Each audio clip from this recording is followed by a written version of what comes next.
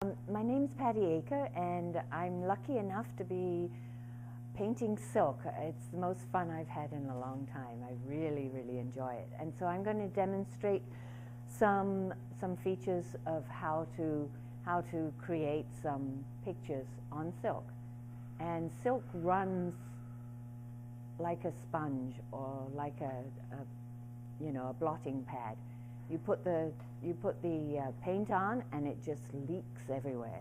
So it's a matter of controlling, and I'm going to show you how to control some of the paint. So I take photographs and then I draw. So then sometimes I paint. So then I painted this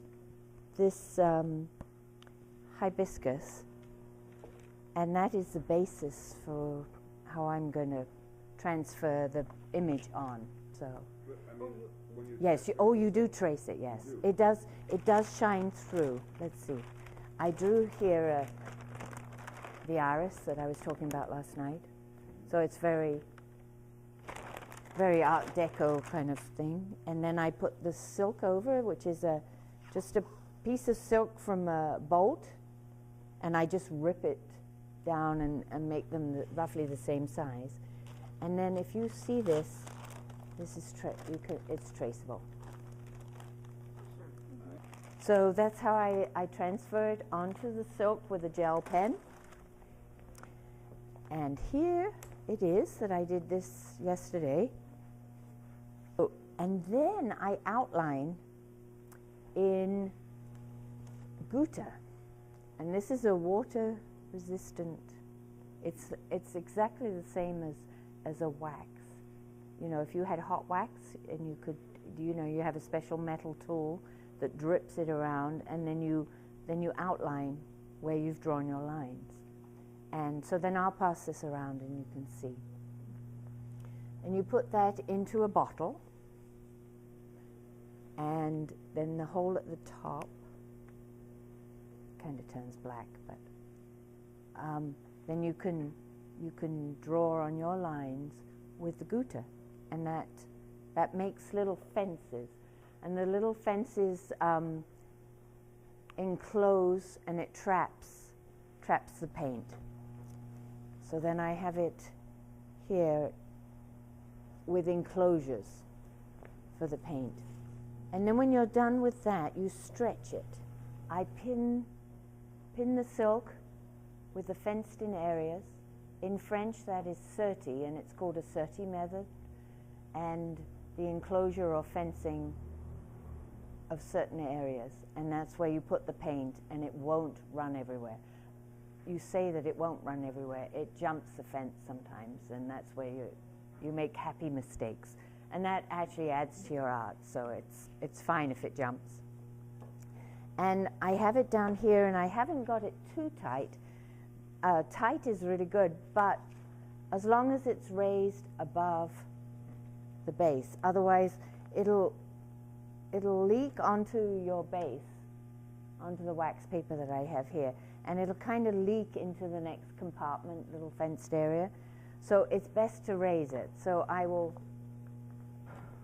use what I have here to raise it, and then we're ready to put some paint in.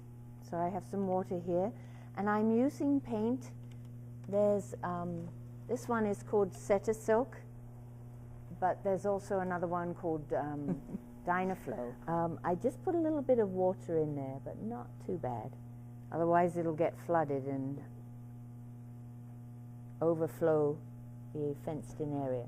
Does the water just help it travel? It does help it travel. It's like watercolor. I don't know whether you've ever done watercolor, but that really, it's, and that you have to be very careful with.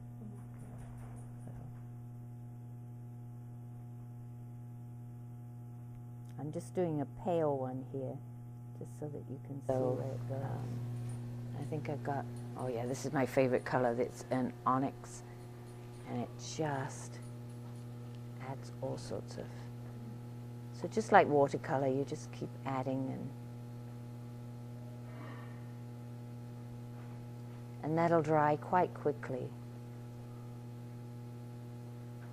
and it'll make a nice hard line right up to the edge. So this is not how it'll end up, but it does start moving around, and it's still working, you know. Right now.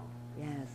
So you start with a real light color and you do your shading with your darker color? Yes, well sometimes I start with darker ones, and when you put the darker ones and you kind of put a lighter one on top, it pushes it away.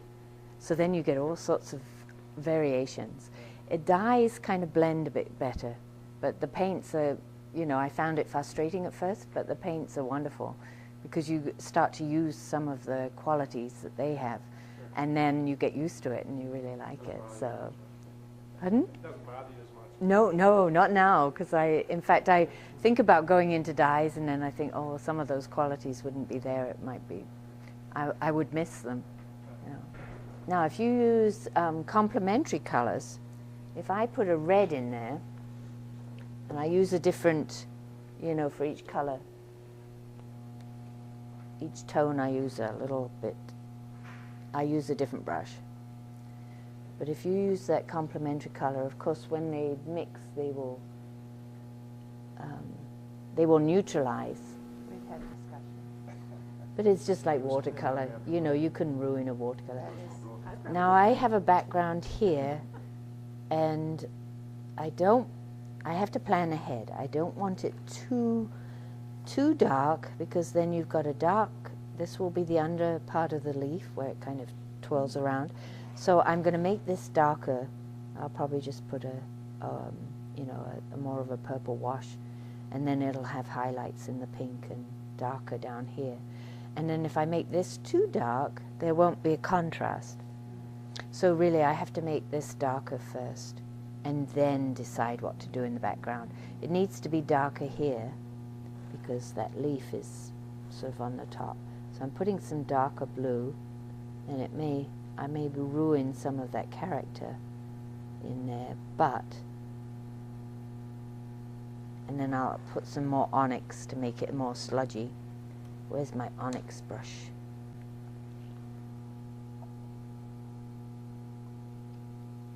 You don't want this to be too blue. Well, you really do use onyx in all kinds of different ways. Yes, yes. Yes, it is my favorite. It just adds, and it's only in this brand that you get it. There you go. So where it's lighter, you've got a darker contrast. And then I can always fix that and add some more. So this is the watercolor on paper, and this is how I started. I just developed an idea and a drawing, and then I traced it onto silk. Then I outlined it in the gutta, and then flooded the fenced-in areas with paint. And this is, I've got to get it right on the top. I think it's this way.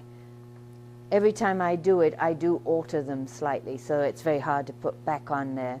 I change the leaves and I do a bit of squiggle so that they are slightly different. But you can see the character is pretty close. And then you lay on the top, and then you wash it. I still have some work to do on this, but this is pretty close to being, they're very thick gutta lines. The white is very thick on that. So I'm going to try and eliminate some of the thickness there of the lines.